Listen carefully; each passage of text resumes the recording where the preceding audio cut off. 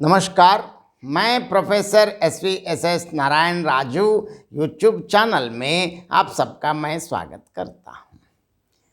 संत श्री गोस्वामी तुलसीदास द्वारा रचित श्री रामचरितमानस के सुंदरकांड से संबंधित विभिन्न पदों की व्याख्या की इस श्रृंखला में आज मैं और एक पद की व्याख्या करने जा रहा हूँ।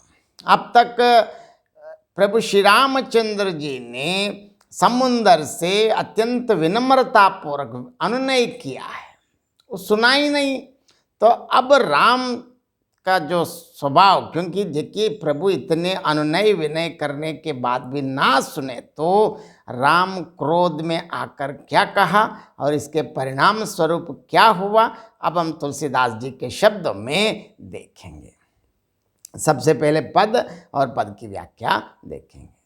लक्ष्मण बान सरासन आनु सोषौ भारिदि बिसिकी कृसानु सट सन विनय कुटिल सन प्रीति सहज कृपन सन सुंदर नीति ममता रत सन ज्ञान कहानी अति लोभी सन बिरति बखानी क्रोधहि सम कामिहि हरि कथा ऊसर बीज भय फल जता अस कहि रघुपति चाप चढ़ावा यह मत लक्ष्मण के मन भावा संधानेव प्रभु भिसकी कराला उठि उदधि उर अंतर ज्वाला मकर वुरग जश गन अकुलाने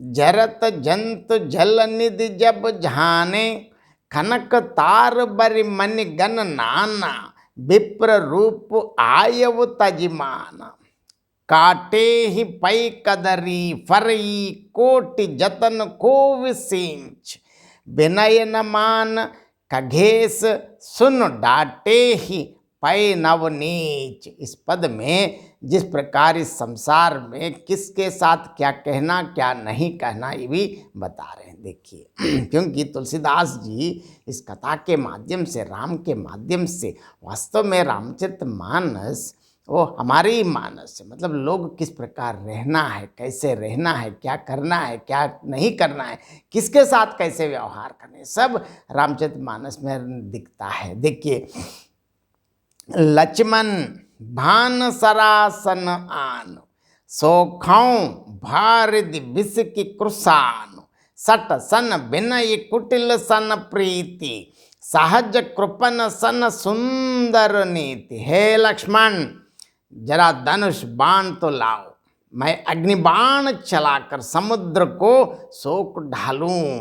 क्योंकि अब देखिए प्रभु बता रहे हैं, मूर्ख से विनती, कुटिल के साथ प्रीति, स्वभाव से ही कंजूस से सुंदर नीति, उदारता का उपदेश नहीं करना चाहिए। और क्या क्या नहीं करना चाहिए, देखिए, ममता रत सन ज्ञान कहानी अति लोभी सन बिरति बखानी क्रोधि सम कामिहि हरि कथा ऊषर बीज भय फल जता। देखिए, जब ममता में लीन मनुष्य से ज्ञान की कथा नहीं कहना चाहिए, अत्यंत लोभी से वैराग्य के महत्व का वर्णन नहीं करना चाहिए, क्रोधी से अंतःकरण और मन के संयम की बात, और जो खामी से हरि कथा, इनका वैसा ही फल होता है जैसा ऊसर भूमि में बीज बोने का। बंजर में बीज बोने से क्या होता है, कोई फल नहीं, मतलब अपने आप मिट जाते हैं। वैसे ही यहाँ इतने देखिए तुलसीदास, ममता में लीन मनुष्य से ज्ञान की कथा, अत्यंत लोभी से वैराग्य, क्रोधी से अंतःकरण और मन के संयम, और कामी से हरि कथा, ये सब ऐसे ही फल देता है जैसे ऊसर भूमि, मतलब बंजर में जैसे बीज बोने का फल क्या होता है वही होते हैं। अस कहि रघुपति चाप चढ़ावा यह मत लक्ष्मण के मन भावा संधानेव प्रभु बिसकी कराला उठी उदधि उर अंतर ज्वाला।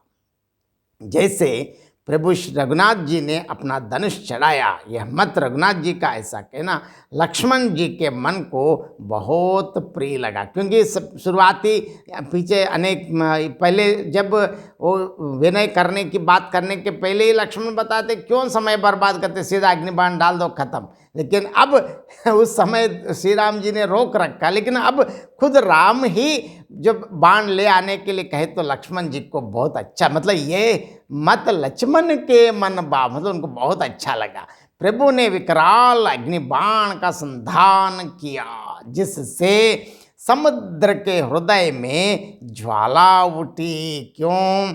मकर वर्ग जश गन अकुल्हाने, जरत जंत जल निधि जब झाने, कनक थार बरि मणि गणनान, विप्र रूप आए तजिमान। अग्निबाण से प्रज्वलित सागर में मगर, सांप तथा मछलियों के समूह विकल हो उठे, क्योंकि सारे जीव जंतु अब तड़पने लगे, क्योंकि प्रभु श्री राम जी बाण चढ़ाए, मतलब एक क्षण में सब खत्म।